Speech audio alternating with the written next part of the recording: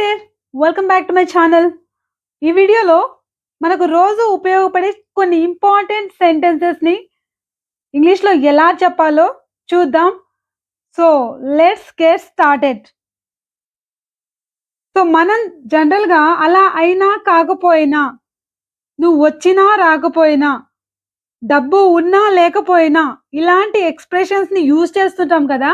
వీటిని ఇంగ్లీష్‌లో ఎలా చెప్పాలి? ఇలాంటి వాటిని మనం 2, 3 వేస్‌లో చెప్పొచ్చు. అంటే ఒకే రకంగా కాకుండా మనం ఒకటి కంటే ఎక్కువ విధాలుగా చెప్పొచ్చు. అదెలాగో చూద్దాం.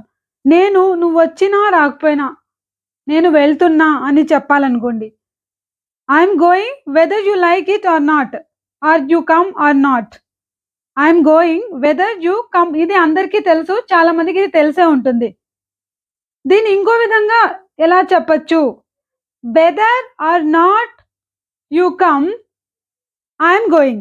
Weather or not you come I'm going. So, ఇలా కూడా చెప్పొచ్చు. Whether or not you come. నువ్వొచ్చినా రాకపోయినా.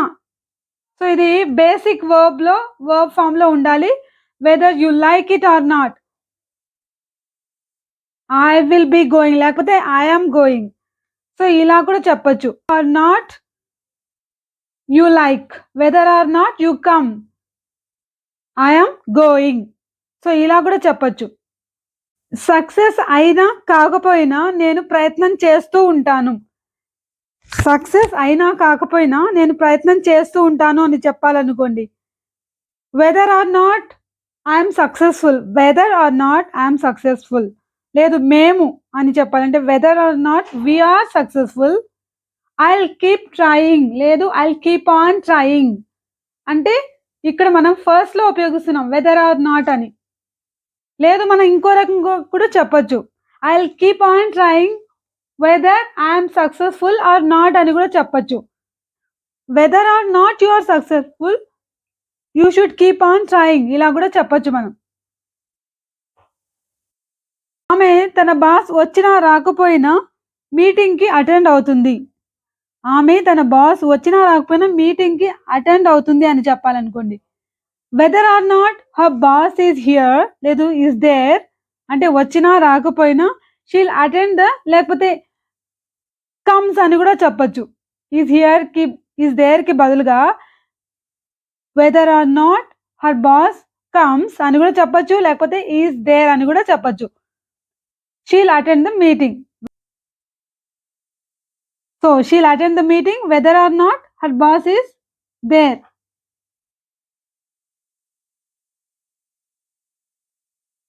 రేపు వాతావరణం ఎలా ఉన్నా అంటే బాగున్నా లేకపోయినా మేము బయలుదేరుతాము అని చెప్పాలనుకోండి. Will travel tomorrow whether or not the weather is good.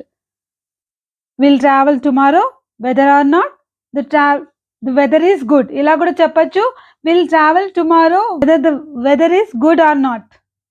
ఇలా కూడా ఇక్కడ 2 రకాల వెదర్ అన్న వర్డ్స్ వచ్చాయి. కానీ ఫస్ట్ వన్ WHETHER అయినా కాకపోయినా అనే సందర్భంలో యూజ్ చేస్తాము. ఇంకొకటేమో WEATHER అంటే వాతావరణం అని. So will travel tomorrow whether the weather is good or not. బాగున్నా లేకపోయినా మేము బయలుదేరుతాం. Will travel tomorrow whether it rains or shines. Will travel tomorrow whether it rains or shines. ఎండొచ్చినా వానొచ్చినా మేము వెళ్తూనే ఉంటాము అని చెప్పడానికి ఇలా చెప్తున్నాం అనమాట. అంటే వెదర్ అలా ఉన్నా లేకపోయినా మేము వెళ్తాము అని చెప్పడానికి వెదర్‌ని యూజ్ చేస్తున్నాం అనమాట. సో అతని దగ్గర డబ్బున్నా లేకపోయినా కడతాడు. He'll buy the house whether or not he gets the loan. He'll buy the house whether or not he gets the loan. So whether or not తర్వాత సింపుల్ ప్రెజెంట్ టెన్స్‌ని ఉపయోగించాలన్నమాట. So he'll buy the house అంటే అయినా కాకపోయినా అని చెప్పినప్పుడు ఇది ఏంటి మనం జరిగిపోయిందా జరగబోతుందా అనే క్లారిటీ లేదు కాబట్టి సింపుల్ ప్రెజెంట్ టెన్స్‌ని whether you come or not నువ్వు వచ్చినా రాకపోయినా, whether it rains or not వర్షం పడినా పడకపోయినా అంటే ఇది ఇంకా జరగలేదు జరుగుతుందో లేదో తెలీదు. కాబట్టి ఇది సింపుల్ ప్రెజెంట్ టెన్స్‌లో ఉపయోగించాలి. So whether or not he gets the loan he'll buy the house. అతనికి లోన్ అనేది వచ్చినా రాకపోయినా ఇల్లు కడతాడు.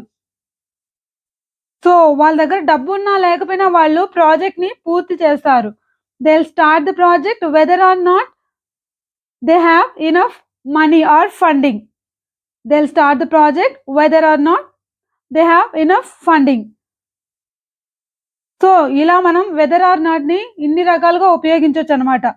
ఇలా కూడా చెప్పొచ్చు they will start the project whether they have enough funding or not.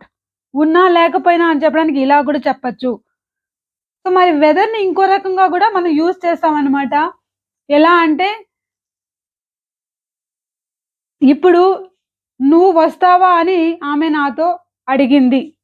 She asked me whether I would come or not. She asked me whether I would come or not. అంటే ఏంటి? ఆమె నన్నడిగింది వెదర్ వస్తానా? రానా? అని అడిగింది. Whether I would come or not.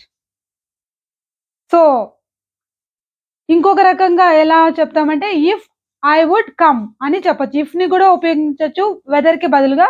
కాకపోతే if I would come వస్తానా? రానా? అని ఆమె కనుక్కుంది. సో నువ్వు వచ్చినా రాకపోయినా బస్ అనేది 9కి బయలుదేరుతుంది. నువ్వు వచ్చినా రాకపోయినా అంటే దాంతో సంబంధం లేదు. బస్ మాత్రం పలానా టైంకి బయలుదేరుతుంది. The bus is leaving at 9 AM whether or not you are here. The bus is leaving at 9 AM whether or not you are here. నువ్వు ఇక్కడ ఉన్నా అంటే నువ్వు వచ్చినా రాకపోయినా బస్సు మాత్రం బయలుదేరిపోతుంది. సో నువ్వు వచ్చినా రాకపోయినా లేదు అతను వచ్చినా రాకపోయినా మేము పార్టీ అనేది జరుపుకుంటాము. We are having a party on Saturday whether or not he is available. అతను వచ్చినా అవైలబుల్‌గా ఉన్నా లేకపోయినా we are having a party on Saturday whether or not he is available. దీన్ని ఇంకో రకంగా ఎలా చెప్పొచ్చు? We are having a party on Saturday whether he is available or not. ఇలా కూడా చెప్పొచ్చనమాట. సో ఇలా మనం వెదర్ అన్న వర్డ్‌ని అడ్వాన్స్డ్ లెవెల్‌లో యూజ్ చేయొచ్చనమాట. ఈ టాపిక్ మీకు హెల్ప్‌ఫుల్ అనిపిస్తే ఖచ్చితంగా లైక్ చేయండి. Thanks for watching.